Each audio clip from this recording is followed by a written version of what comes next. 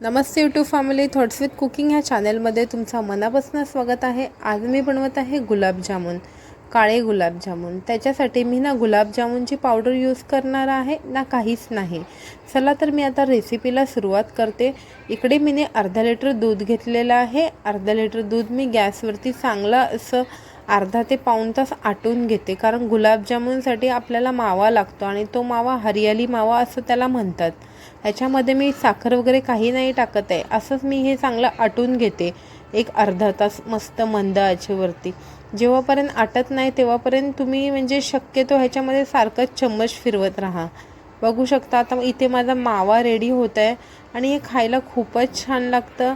ना गुलाबजामुनचा पावडर ना काहीच नाही, सगळं हे तुम्ही ट्राय करा। मी जसं बनवते तशी रेसिपी तुम्ही पण नक्कीच ट्राय करा।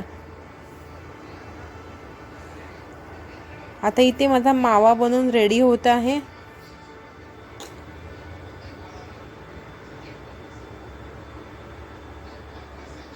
बघू शकता दूध एकदम आटून गेलेलं आहे सगळा। इकडे मला थोडेसेच गुलाबजामुन बनवायचे आहेत, एक 12 ते 15, म्हणून मी इथे अर्धा लिटर दूधच घेतलेलं आहे। जर तुम्हाला जास्त गुलाबजामुन बनवायचं असेल तर तुम्ही इथे 1 लिटरही दूध घेऊ शकता। बघू शकता इथे माझा हरियाली मावा बनून एकदम रेडी झालेला आहे। आता मी गुलाबजामुनसाठी इथे पाक रेडी करते। इकडे मी गॅसवर एक पातेलं ठेवलेलं आहे, त्याच्यामध्ये मी 1.5 वाटी साखर टाकलेला आहे आणि साखर पाण्यात डुबेल इतकंच मी त्याच्यामध्ये पाणी टाकून घेते। पाणी टाकून आपल्याला एकदम अशी जाड असं चाशणी नाही बनवायचं, मी तुम्हाला दाखवते आपल्याला कशा प्रकारची चाशणी बनवायची आहे। इकडे मी 2 इलायच्या टाकलेल्या आहेत ह्या पाण्यामध्ये। आता ह्या पाण्याची चांगली मी चाशणी बनवून घेते, ह्याला चांगलं उकळ काढते। बघू शकता आपल्याला अशी नॉर्मल अशी तार आली पाहिजे, ह्या प्रकारे आपल्याला चाशणी बनवून घ्यायची आहे गुलाबजामुनची। आता मी इथे हरियाली मावा घेतलेला आहे आणि मी इकडे 100 ग्रॅम पनीर चांगलं खिसून घेतलेलं आहे, चांगला मी मिक्स करून घेते।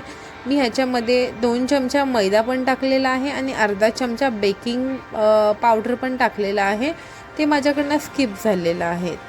तुम्ही पण नक्कीच मैदा पण टाका, बेकिंग पावडर पण टाका।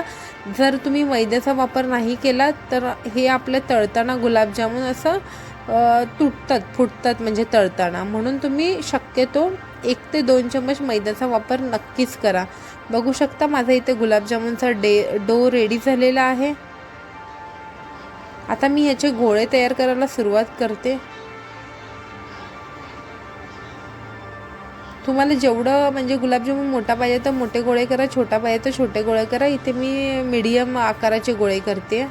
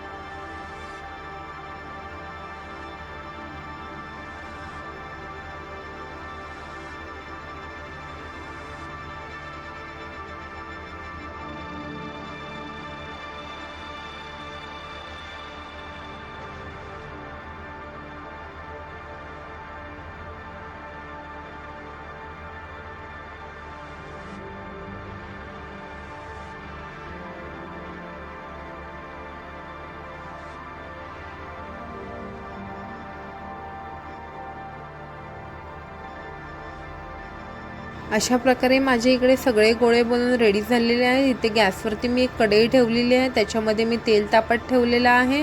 तेल मी चांगलं गरम करून घेते।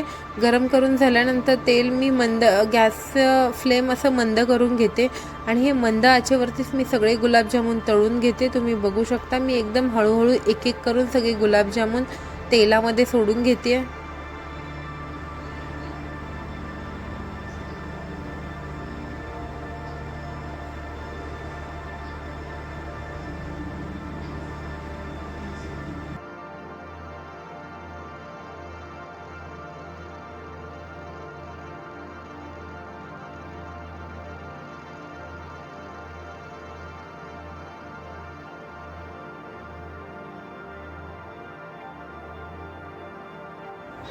बघू शकता माझ्या गुलाबजामुनचा कलर असा चेंज व्हायला लागलेला आहे।